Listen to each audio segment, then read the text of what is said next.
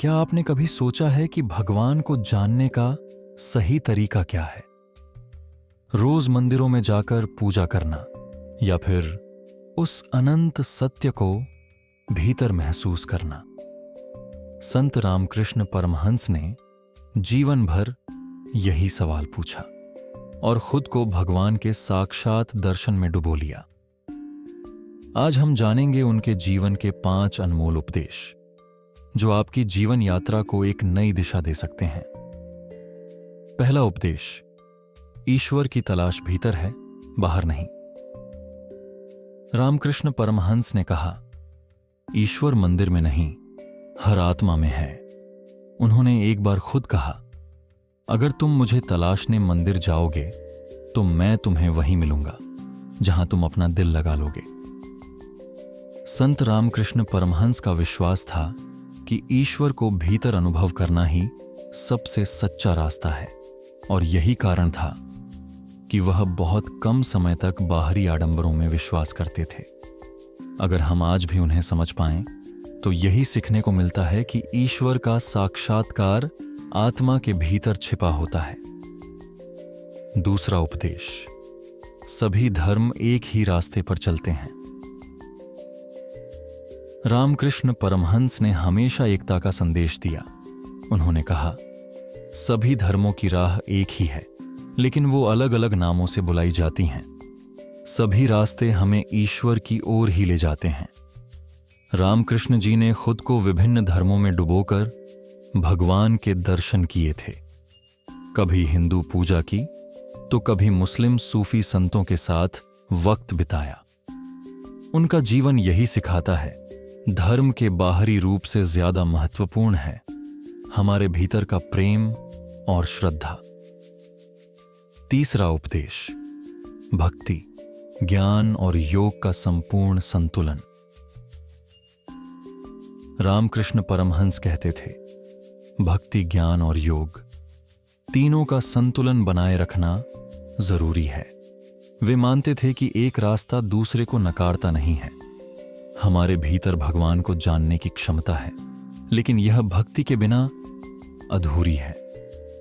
उन्होंने भक्ति का अनुभव किया और ज्ञान भी प्राप्त किया, लेकिन योग का मार्ग भी उन्होंने अपनाया, क्योंकि वह मानते थे कि हर इंसान का मार्ग अलग हो सकता है, लेकिन अंततः हम सभी एक ही सत्य की ओर बढ़ते हैं। आज भी अगर हम उनके इस उपदेश को अपने जीवन में लागू करें तो हम जीवन के हर पहलू में संतुलन पा सकते हैं। चौथा उपदेश, सच्ची साधना आत्मनिर्भरता से आती है।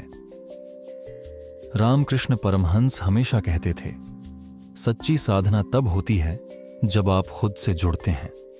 वे मानते थे कि हम जितना आत्मनिर्भर होंगे उतना ही हम अपनी आध्यात्मिक यात्रा में आगे बढ़ सकते हैं। एक बार उन्होंने कहा था, जो लोग अपने आप को जानते हैं वही सच्चे साधक होते हैं। आज के दौर में हम अक्सर दूसरों से मार्गदर्शन चाहते हैं, लेकिन रामकृष्ण जी कहते थे कि सच्ची साधना आत्मनिर्भरता से आती है।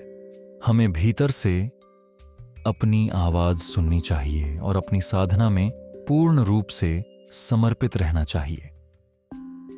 पांचवा उपदेश, प्रेम और करुणा ही सबसे बड़ी शक्ति है। रामकृष्ण परमहंस का जीवन प्रेम और करुणा से भरा हुआ था। उन्होंने कहा, ईश्वर का रूप वही है जो सबके अंदर प्रेम और करुणा को फैलाए। उनके लिए ईश्वर प्रेम में समाहित था। एक बार उन्होंने अपनी शिष्या को कहा, अगर तुम मुझे भगवान के रूप में देखना चाहती हो तो पहले अपना दिल खोलो। रामकृष्ण परमहंस का यह संदेश हमें यह बताता है कि ईश्वर का सबसे बड़ा रूप प्रेम और करुणा है।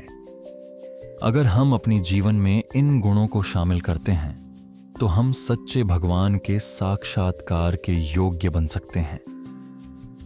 रामकृष्ण परमहंस का जीवन सच्चे संतों का आदर्श है।